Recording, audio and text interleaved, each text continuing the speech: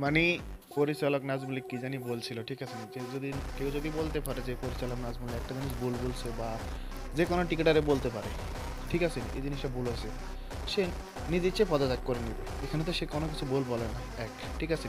মানে বাংলাদেশের মতন এত নির্মম জাতি, মানে এত নিচু জাতি কোথাও দেখা যায় না, ঠিক আছে?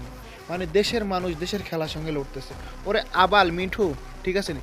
তুই তোর তোর বয়সে তো তুই কখনো দেখি না বাংলাদেশের লেজেন্ড বালসিডি এলাইছিস কোনো সময় একটা কাপ নিয়ে বাংলাদেশকে একদম মানে নীল আকাশে পৌঁছা দিছিস। তাই তোদের বাচ্চা আছে জানি খেলা জানাস না, ওইটা জানাস না, এটা জানাস না, এখন আসিস এগুলো করে বলে বিপিএল টিপিএল সব বন্ধ করে বসে রয়েছিস। আবাল আছে জানি, যদি আমি যদি দেশের কিছু হইতাম না তোর মতন আবালরে আমি Merry এতক্ষণে বোম মারি উড়ে দিতাম। তোর Christmas! আবালের বাচ্চা Ho, আছে জানি ho, আবাল, ho, ho, এখনো ho, পর্যন্ত ঠিক কর ho. সবকিছু, ঠিক আছে? তোর মতন আবাল যদি বাংলাদেশে নাও থাকতো না, বাংলাদেশ আগে বলছে যে এখন তোর কারণে পুরো বাংলাদেশ খাড়া রয়েছে। এগুলোর কারণে বিভিন্ন দেশের মানুষ বিভিন্ন কথা বলতেছে, কারণ নিজের দেশের খেলা নিজের দেশের মানুষে বন্ধ করে রাখতেছে। এ কেমন কথা, এ কেমন বিচার তোদের আবালের বলে?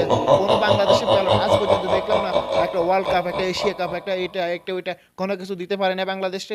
বাংলাদেশে কই কখনো তো দেখি না যে 2 মাসের বেতন বকেয়া রাখছে, এটা রাখছে, এটা রাখছে, সবাই তো সব খেলোয়াড়ের বেতন পাইতেছে। মানে এটা কোন ধরনের তোদের ফাইজলামি শুরু করছস? মানে ওর পদত্যাগ চাইতেছস, তুই যে পদত্যাগ চাইতেছস একটা কারণ দেখা যে আমি বাংলাদেশের জন্য এই বাল সিরিয়াল আছি, তাই আমি বলতেছি আমার দক্ষতা আছে। তোর নিজের বালের ঠিক নেই, আবার আসো জানি।